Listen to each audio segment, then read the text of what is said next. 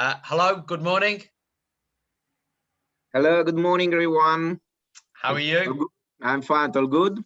Yeah, we're all good. Thank you so much for joining us. And I've got to say, first of all, just congratulations on a magnificent season for Spezia. Can you just tell us a little bit, for those of people on the call, just the magnitude, really, the gravity of how fantastic you guys have done this season? Thank you very much. I think that we really did a miracle, if I can use this word on earth, but it was a true miracle. And we all are very happy because we had all the lowest financial parameters in Serie A. No one beat on us at the beginning of the season. We were the first to go to be relegated at the end of the season, and so the satisfaction now is very, very big, and all of us are happy. It's a shame that we could not have party together because due to COVID, because we all were mad after this important results. And so fantastic. Thank you very much for your compliments. No, you're absolutely welcome. And I've been checking out the club, and Tony, and Pierfrancesco, the ground's right close to the sea, isn't it? You've got all the boats there. It's definitely on my my sort of hit list to get to at some point. Maybe next season. Now, we've just had some great detail from Andrea in terms of, you know, the macro landscape of Italian football, but we always like to get someone from a club on as well, because we're really interested in terms of what the legalities and requirements are internally at a club.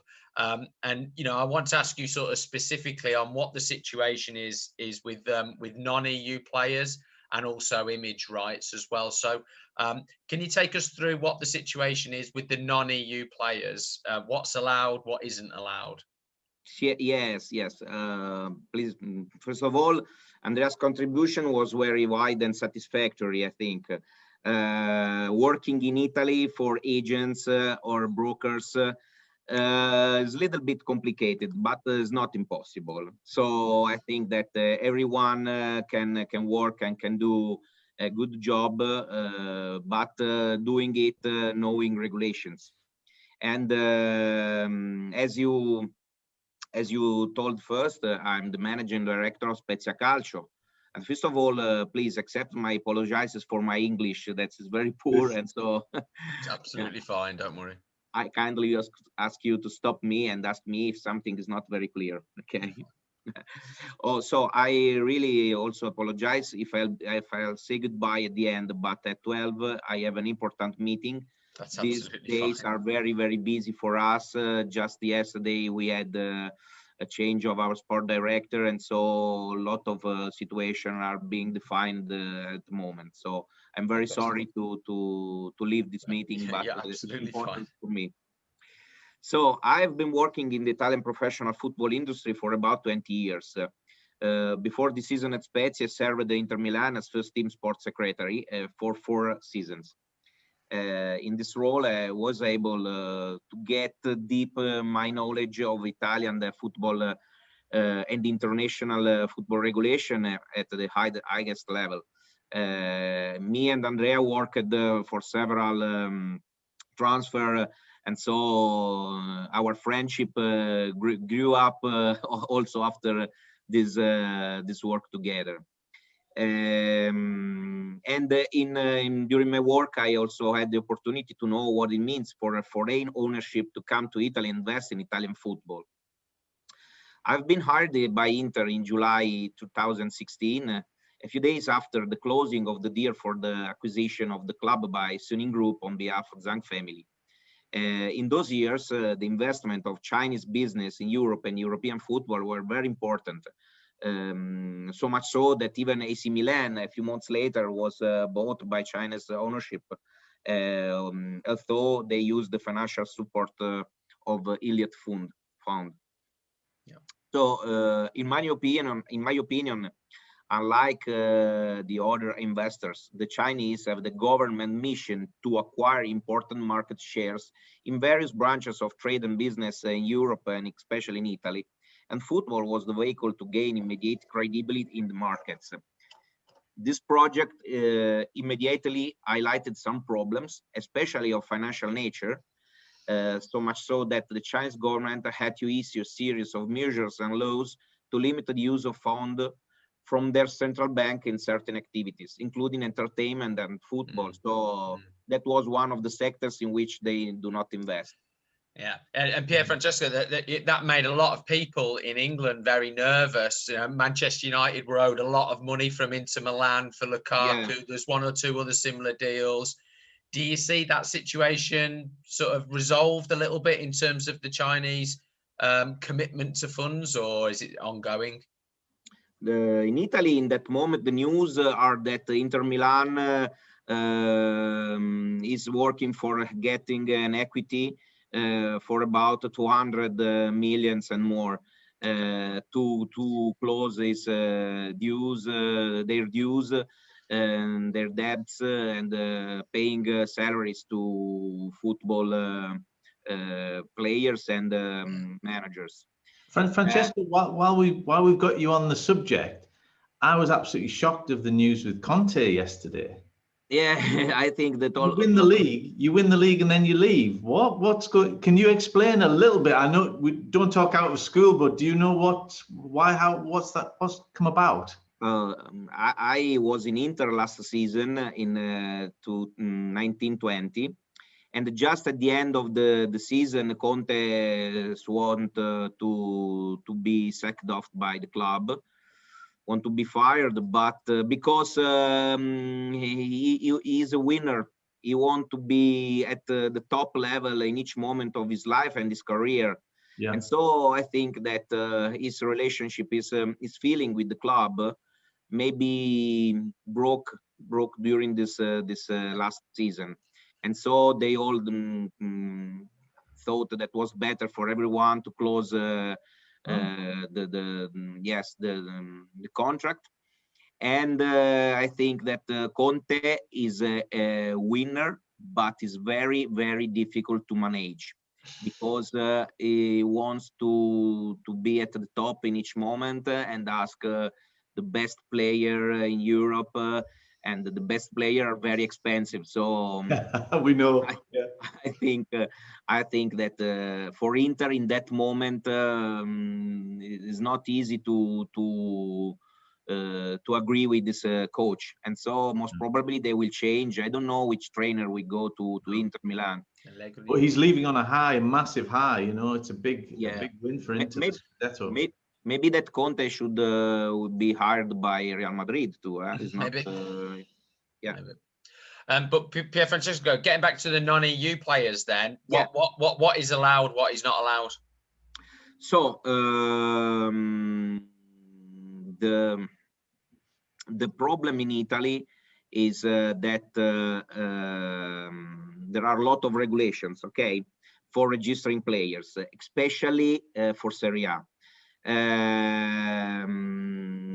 Among all the situation of the regulations, the registration of football players who are not European citizens from abroad is certainly the one concerning. And so the regulation in Italy are contained in two big parts. One are the rules of federation called NOIF, and the other in annual seasonal statements that come out specifically every season. Among these statements is also the one regarding the non-EU players, EU players. Okay, the one valid for the season 21-22 has not yet been released by Italian Federation. I think it should be out in the next few days, but should not be substantially different from the recent years. In Italy, only Serie A teams can register not European players. Okay, not only Serie A. and there are a lot of provisions regarding this this way of registration. So no non-EU players in Serie B. No, but non-UE players should be hired by Serie B clubs or Serie C only if they have been registered in the past season by other clubs in Serie A. Okay. Okay. Or they get relegated. Yeah. No, they cannot. For example, Spezia has 2 or 3 not European players in that season, and they can go to other teams in Italy without any problem for them. And this is the main regulation. Serie A, there are 3 ways for registering players. The one is that the Serie A clubs that at the end of the season, on 30th of June, have more than 2 not EU players permanently registered with them, may register a maximum of 2 non-European professional players coming from abroad. But there are 3 conditions to register that players. The first one is that you can replace a non-European citizen with another not European citizen already registered for the club, but he moves abroad, signing a professional contract with the foreign club, or whose contracts will expire on 30th of June, or have acquired for whatever reason the citizenship of a European country from 31st of January to June 21. Okay, is it clear? It's very complicated, but Francesco, is it easy to become, if you're a non-EU player, to become an Italian citizen? Is that easy or not? In Italy, it's very, very complicated to get European Italian citizenship, and so the European status. Normally, the clubs knows that the country where it's more easy is Portugal and Belgium. Yeah. The time is very short, maybe 3-5 years at least. And so in Italy, you can be registered, you can be resident in Italy for 10 years. Okay. Wow. Yes, it's very, very complicated. Whole of your career. Yeah. The second one condition is replace another non-European players without any obligation, for free. But at the time of the application for registration, the players has been called up with inclusion in match list for at least 2 official matches for his own national team in his categories in the 12 months prior to the date of application of registration, or he played for 5 official matches for his own national team in his career. So it's to protect the quality of the level of the clubs. And Francesco, does it matter if, you know, like in England, we look at the top 50 FIFA ranked clubs. Does it matter the ranking of the country in Italy? As long as it's a national team, it doesn't matter the ranking, the FIFA ranking, or does it? No. It's only important that the player has played the 2 official matches, also on the bench. It's not it's not mandatory to be in field, but he should be in the match list. And or if he couldn't play, for example, if he was injured, he played 5 matches for his own national team in his career. And it's not important the team type of the national team. You can, if you are an under 21 player, you can have also played in your under 21 team. It's not important the team. So that's quite an open, compared to what we have in our country. That's quite an open category of qualifying to go into Serie A. Then that's good news, I think. Yeah. So, but if you are a club that at the date on 30 June have not registered any non-European player, for example, a Serie B team that come on Serie A, or you have only 1 player registered permanently, you may register without any obligation to replace another of your players, up to a maximum of 3 players from said countries, as first described. Okay, great. And then the last situation, the last option, if you are a Serie A club that on 30th of June have 2 non-European players, you can substitute one with another player, okay? And the second one has the same condition of participation to a national matches of his national team, the same, okay? So normally each team in Serie A changes, gets 2 non-EU players for years, except teams from Serie B, sorry. Okay. In Italy, Swiss players are equal to EU nationals. Okay. And we are sorry, but players with a British passport, EU player starting from 1st of January. Yeah, okay. we know. What about the image rights, Francesco? What's the situation with the image rights? It's we had Mark Haitley on one of our webinars, and Mark got a move from Portsmouth, which was the 2nd division, to AC Milan, a fantastic move in the 80s, mid-80s, wasn't it? And he got, I think, 5 times the salary he was earning in England. And then he said, on image rights, I made about the same as well again. So he really did cash in on his big move to AC Milan. So tell us what the image rights situation is in 2021. Okay. There is no specific regulation in Italian football rules regarding image rights.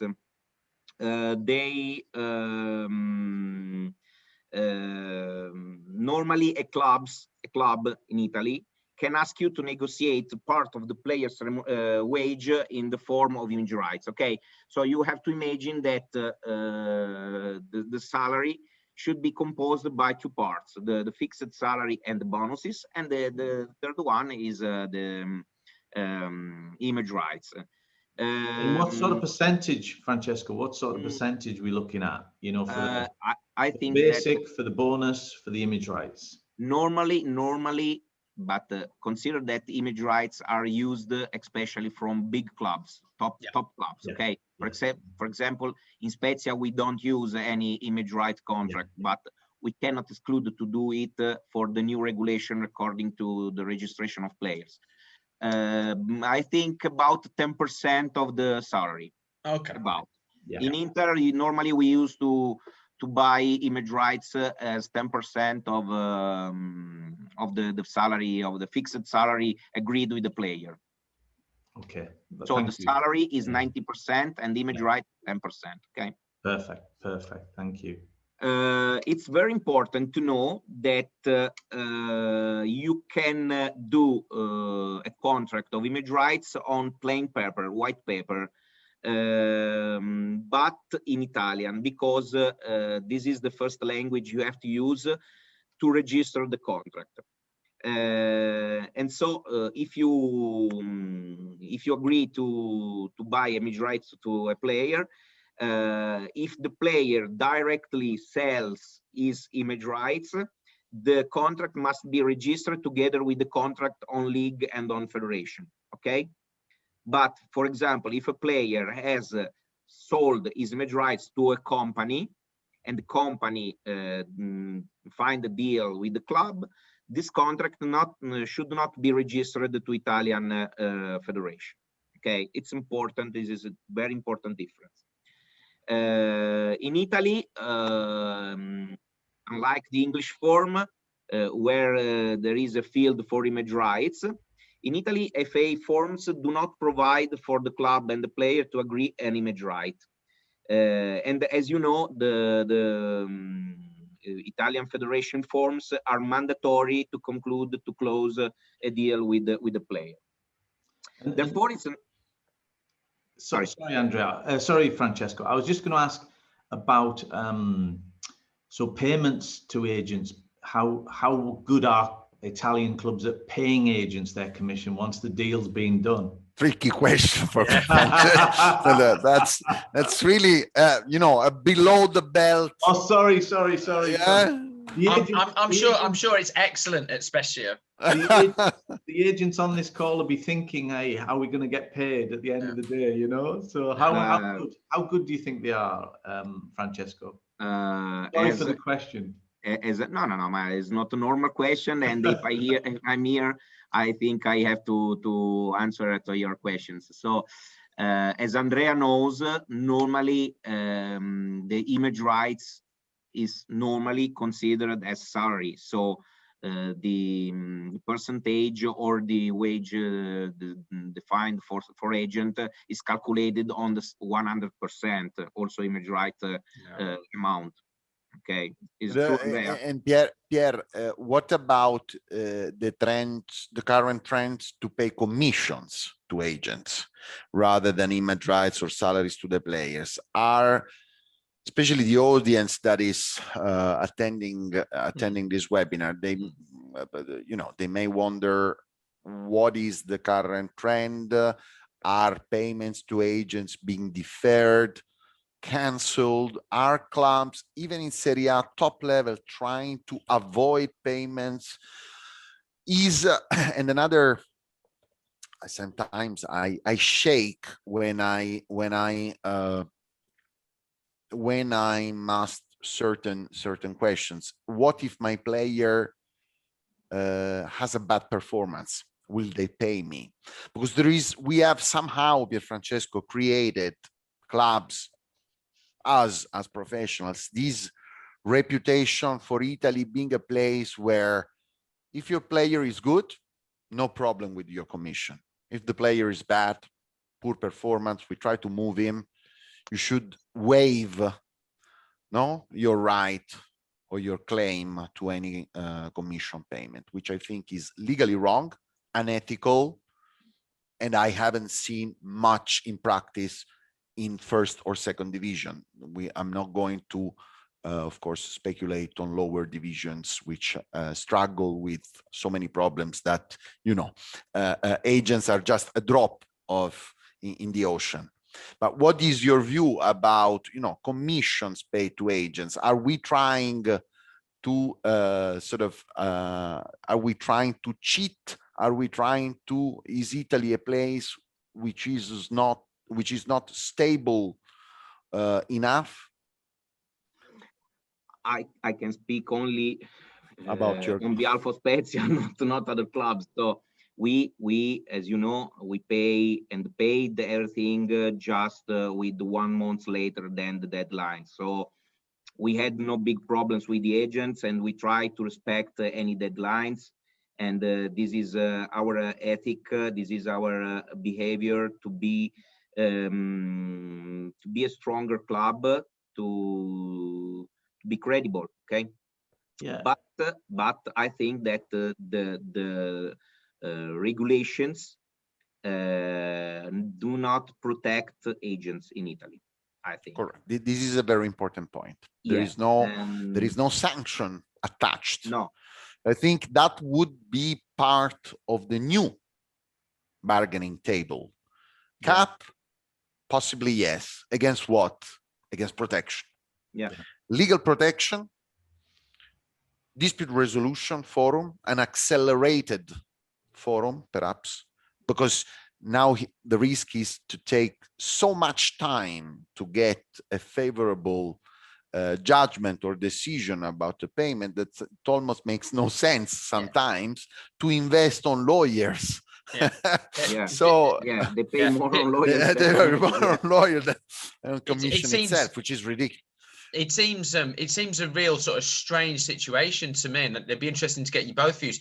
There's such heavy regulation on becoming an agent. So on one hand, we really want to have excellent agents, but actually we're not going to protect them getting paid. That seems like a crazy situation. Yeah, good point. I see that under the chapter of what the new models for management will be. Why? I think it seems to deviate from the discussion, but here we speculate, we debate about Super League, about how to increase revenues, how to make football sustainable, Pierfrancesco, right? You attend the league meetings, you know what I'm talking about. Private equity deals versus Super League. What about the big ones? What about the small ones? There is another way to see the whole system as and the exercise as primarily addressed at reducing costs. And costs at the moment are salaries and agent commissions. Yeah. So whilst our regulation, to go towards your direction, Ryan, whilst our regulation implements a better qualification requirement, which is to be welcomed, it appears to be designed primarily at protecting clubs' costs. Yeah. So it offers, Pierfrancesco, sorry to say that, it offers too many regulatory loopholes and excuses for clubs to be able to object to payments, without also implementing in parallel a protection system.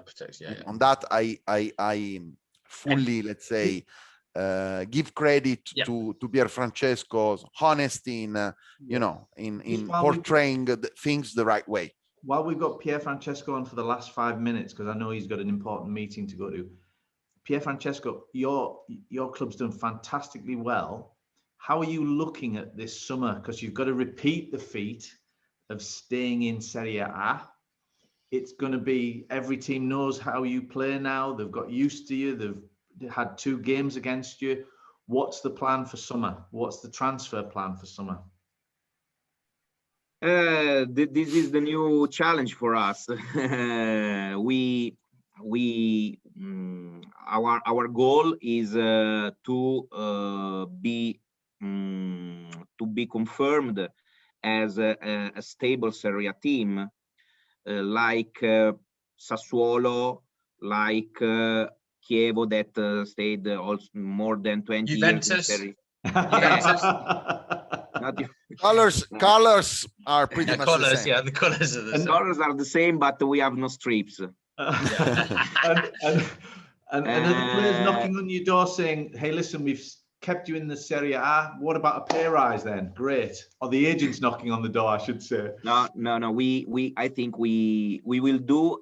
We are trying to do a different work, like usual Italian work.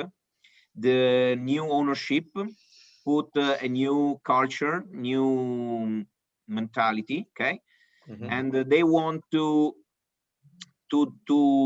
split the roles, the function of a sport director into different persons. Okay, so they see the sport director not as a single person, but as a collegial team, a team. Okay, interesting. Yes, very interesting and very innovative, but also very dangerous, because no one did it in Italy. So we all are curious to know what should be the consequence of this work. And so we have to format our mind. We have to know exactly what the ownership and their consultants want, and try to work at the best for them, for staying Spezia in Serie A for a long time. And we have some models to follow, but no one team that are in Serie A are like the model that our ownership should imagine. Okay, and so we will ever have the ethic to respect the work of everybody, from agents to players to trainers. And I think if you start with these ideas, you are in the right way to do a good work. But we don't know how it will finish. And do you think there's going to be money there to spend? Do you spend on transfer fees down there? Yeah, I think that I don't know exactly the sum, but I think that they will spend much money to strengthen the team, to grow up the players that are now in the roster. Yeah, and Pierfrancesco, you've got an American ownership, haven't you? Yeah. Yeah. How are you multi-club, finding multi-club ownership? Multi-club. How are you finding that dynamic? They are completely different from Chinese. They are more rational. Yeah. I have my destiny, my life brought me to have a relationship with two different foreign ownership, in Inter with Chinese and now with Americans. Yeah. I think that I feel fine with them. It's much straightforward, perhaps clear. Yeah, they are similar of the like European mentality, okay? And Chinese are very different. They are at the beginning very they don't have the right behavior. They are diffident with the persons. It's very difficult to work with them. Yeah. I think for the Chinese, it's a bit about soft power as well, isn't it? It's about I am an organization, but it's part of the larger political aim of China. Well, I think with the Americans, they're just doing it off their own back, aren't they? It's about business. Yes, Chinese are like military. Okay, they put their culture in their work. It's not a critic. It's only my opinion. I think they are very, very right to follow their steps. Americans are more organized. They believe in organizational charts. They believe in persons, and it's much important for us because every one of us is different from the other. So everyone can give a different support to the project, and so we should be evaluate for our work and not only for our job description. Absolutely. Yes. Pierfrancesco, we're going to let you go because we don't want you to be late for your meeting. We have to say grazie mille for all your help this morning. Absolutely fantastic, and good luck for next season. Thank you very much. I'm at a wedding next year in Tuscany, so I'm gonna deviate and come and see you on the way. Sounds as a good plan. I will wait for you, and we will be happy to have as a guest you in Spezia, everywhere you want. So I'm very, very proud to be here today, and thank you very much for this guest. Thank you for your contribution. Grazie. You're very welcome. See you guys. Thank you very much. See you later.